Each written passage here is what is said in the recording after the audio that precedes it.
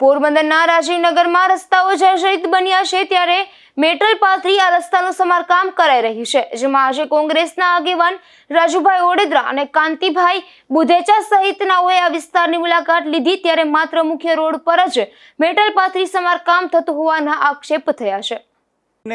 રાજીવનગરની મુલાકાત એટલા માટે લેવા આવ્યા હતા કે રસ્તાઓના જે કામો થયા એમાં મેટલિંગ વર્ક મોટા ભાગનું હતું. 1,36,00,000 જેવા ટેન્ડરો બહાર પાડીને મેટલિંગ વર્ક જે કરવામાં આવ્યું છે એમાં જોવા મળે છે કે મુખ્ય માર્ગો છે ત્યાં ખાલી મેટલિંગ વર્ક થયું છે ને એમાં જે ઉપર લેવલિંગ કે રૂલિંગ કરવાનું હોય એ અત્યારે અમે આવીને રાજીવનગરના એરિયામાં ઊભા છે એ ક્યાંય દેખાતું નથી. અને આમાં જો અડધો ઇંચ પણ વરસાદ થશે તો રાજીવનગરની જે પરિસ્થિતિ અઠવાડિયા પહેલા હતી, જે આ મેટલિંગ કર્યા પહેલા હતી, એ જ પરિસ્થિતિ પાછી રાજીવનગરની થઈ જવાની છે. અને અંદરના જેટલા એરિયા છે એમાં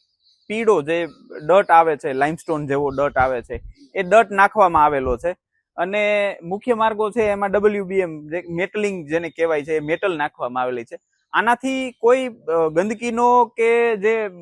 અહીંયા કીચડની સમસ્યા હતી એનો પ્રશ્ન સોલ્વ થવાનો એટલા માટે નથી કે આમાં નથી ક્યાંય લેવલિંગ કે નથી ક્યાંય રૂલિંગ કરેલું, નથી આ સાઈડ જે પીડી નાખી છે ત્યાં લેવલિંગ કરેલું, અથવા તો બધી જગ્યાએ મેટલ નાખી હોત કદાચ તો એવું માનીએ છીએ કે આપણે પ્રજા પાસેથી મહાનગરપાલિકાએ ભરપૂર વેરાની ઉઘરાણી કરી લીધી છે ઓલરેડી. જેટલાઓને આપવાતા અને જેટલા એ સારા માણસો, પ્રબુદ્ધ માણસો હતા કે જે રેગ્યુલર વેરા ભરવા માને છે એવા લોકોએ વેરા ભરી દીધા અને વેરાના ડબલ ત્રબલ જેટલા પૈસા મહાપાલિકાથી લેવાતા એટલા લઈ લીધા અને ટેન્ડર માત્ર બહાર પાડ્યું 1,36,00,000 જો બધા જ રસ્તાઓનું ટેન્ડર બહાર પાડ્યું હોત અને સારી રીતના રસ્તાઓ થયા હોત તો કદાચ લોકોને સમસ્યા ઓછી થાત.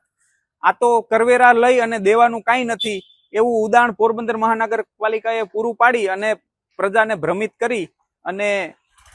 એવું દર્શાવવામાં આવે છે કે આવનારી મહાનગરપાલિકાની ચૂંટણી છે તો એમાં ભાજપને સહાનુભૂતિ મળી જાય આ ટેન્ડરો મારફતે, અને ટેન્ડરને લગતા જે કોઈ કામો કરે અને આમાં જે ભાજપના નેતાઓ જોડાયેલા છે એ બધા નેતાઓની મિલીભગતથી સારી રીતે ભ્રષ્ટાચાર થઈ શકે એનું સંપૂર્ણ સારી રીતના અને સચોટ ઉદાહરણ પૂરું પાડે એવું આયોજન ઠોકી દીધું છે.